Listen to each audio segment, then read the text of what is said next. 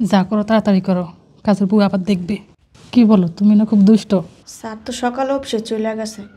স্যারের ঘরে কম্বলের তলে দুইজন। কে আবার কইতাছে যা করার তাড়াতাড়ি করো। ব্যাপারটা তো বেশি ভালো লাগতেছে না। আমি কিন্তু তোমার কখনো বিয়ে করতে পারবো না। কেন?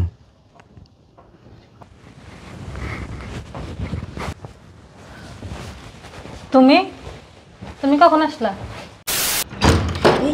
এই দেরি হয়ে গেছে, আগে ঘরটা পরিষ্কার করি। যা করো তাড়াতাড়ি করো, কাজের বউ আবার দেখবে।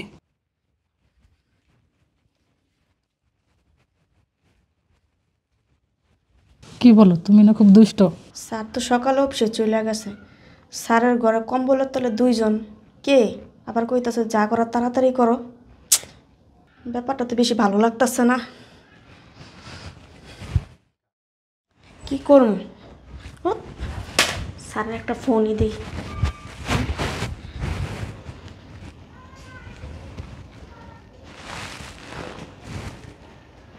হ্যালো, স্যার আপনি কই?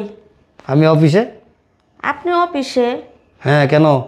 তা আপনার রুমে কম্বলের তলে দুইজন। কে আর বলতাছে যা করা তাড়াতাড়ি করো। কি বলো, মাথা ঠিক আছে তোমার? স্যার আমার মাথা ঠিকই আছে। স্যার মাঝে মাঝে ম্যাডামের এক ভাই আসে ম্যাডামের কাছে। না হ্যাঁ, এই ম্যাডামের সাথে শুয়ে রয়েছে। কি বলস তুই? মাথা ঠিক আছে তো? আর আমি আসতেছি। আসেন তাড়াতাড়ি। রাখ। আচ্ছা। শোন, জি। আমি যে আসতেছি বুঝতে দিস না। না স্যার, ম্যাডাম তো জানেই না আমি আসছি। আচ্ছা ঠিক আছে। আচ্ছা, আপনি তাড়াতাড়ি আসেন। আচ্ছা।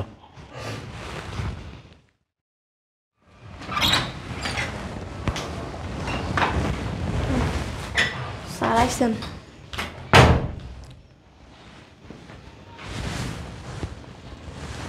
কখন আসস কাজে?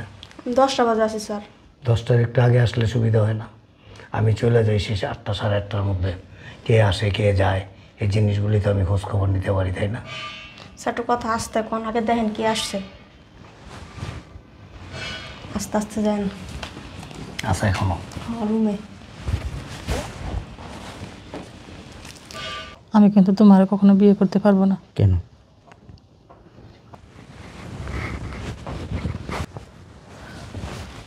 তুমি তুমি কখন আসলা?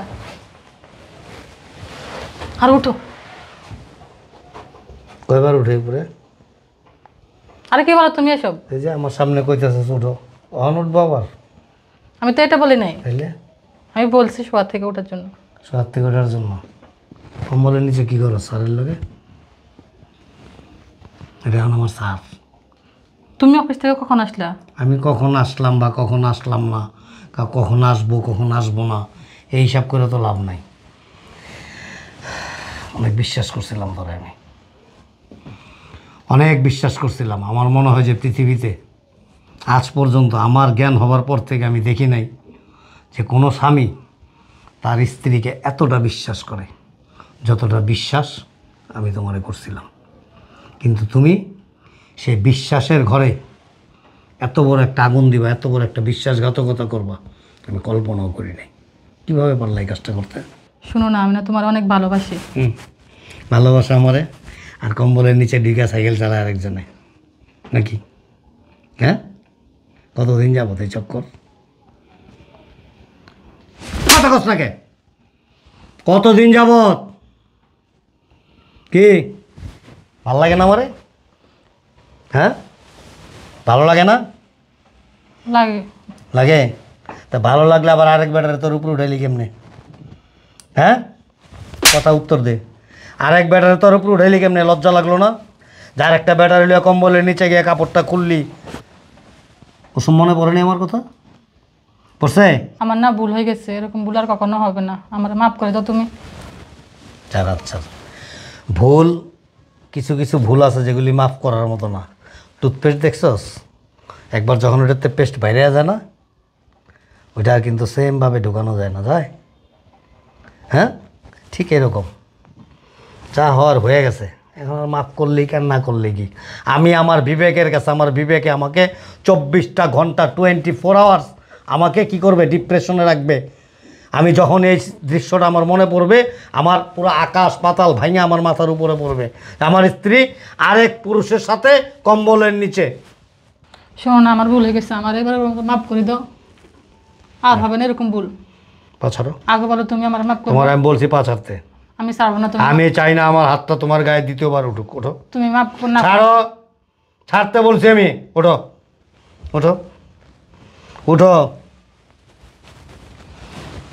আমি তোমাকে ছোট্ট দুটো উদাহরণ দিই।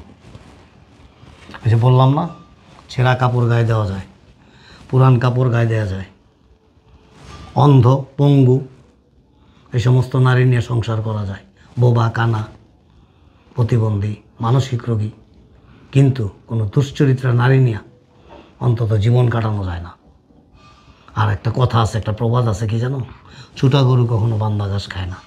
তোমার তো এখন ছুটা অভ্যাস হয়ে গেছে, ফেরিয়ালার মতো ঘুরে ঘুরে খাইবা। এই যে কদিন ভালো লাগতেছে, এরপর আবার আরেক পুরুষ ভালো লাগবো। আমি চাইলে হইচই করতে পারি, হাউকাও করতে পারি, মামলা মোকদ্দমা করতে পারি, কিন্তু করব না। কেন করব না জানো? সমাজে আমার একটা মান সম্মান আছে। আর তোমরা তো নির্লজ্জ, তোমাদের ইজ্জত থাকলেই কেন, না থাকলে কি? কতটা নির্লজ্জ হইলে যে নিজের বাসায় বেডরুমে আইনা কম্বলের নিচে আরেকটা পুরুষরে নিয়া দুজন অন্তরঙ্গ মুহূর্তে জড়ায় আছে। তুমি শুনো, ওর সাথে আমার সম্পর্ক বেশি দিন হয় নাই। Please don't touch me.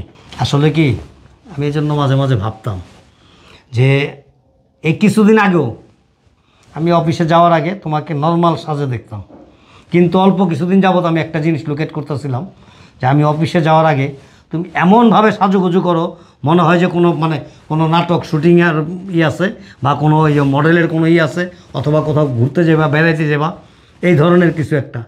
কিন্তু আজকে হাতে নাতে প্রমাণ পেয়ে গেলাম। সো তোমার এনে সংসার করা আমার পক্ষে সম্ভব না, কোনোভাবেই না। আমি তোমাকে আর রাখতে চাই না এখানে, আর হাউকাও করতে চাই না। তুমি চলে যাও, সময় মতো তোমার বাসায় কাগজে পৌঁছায় যাবে, কাবিনের যে টাকাটা আছে ওইটা আমি পাঠিয়ে দেবো। আমার টাকা লাগবে, তুমি আমার মাফ করে দাও। প্লিজ যাও, আমি হুড়াহুড়ি করতে চাই না, যাও। মাফ করে দাও। কোনো মাপ নাই, যাও। এই যে ভদ্রলোক, কি আপনারা কি ভ্যান পার্টি বাজায় পাঠাই দেবো নাকি? শোনেন, ছোট্ট দুইটা কথা বলি, বেশি কথা বলবো না, কারণ আপনার সাথে কথা বলার মতো এনার্জি নাই আমার। আপনার হয়তো লজ্জা লাগতেছে না, নির্লজ্জ। আমার লজ্জা শরম আছে। এই যে চোখ দুইটা আছে না, এই চোখ দুইটার রং ঢং একটু চেঞ্জ করেন। আর কারো সংসারে অশান্তি করেন না। নিজের জীবনে কোনো দিন, নিজের সংসারে এই জীবনে সুখ শান্তি আসবে না। এবং ইহকাল পরকাল চিন্তা ভাবনা করে যা কিছু করার করেন, আর কারো সংসার ভাঙেন না। একটা সংসার ভাঙা আর ওই যে হাতুর নিয়া, বাটালি নিয়া একটা মসজিদ ভাঙা একের সেম, সমান কাজ। পারলে কারো সংসার না ভেঙে গিয়ে একটা মসজিদ ভেঙেন, যান। বর্তমানে মানে ওই যে শতকরা 98টা পরিবারেই স্বামীরা ওই স্ত্রীকে একটু বেশি বিশ্বাস করে, আর এই বিশ্বাসের বিনিময়ে তারা বিশ্বাসঘাতকতা করে। যাক, আল্লাহ যা করে ভালোই করে।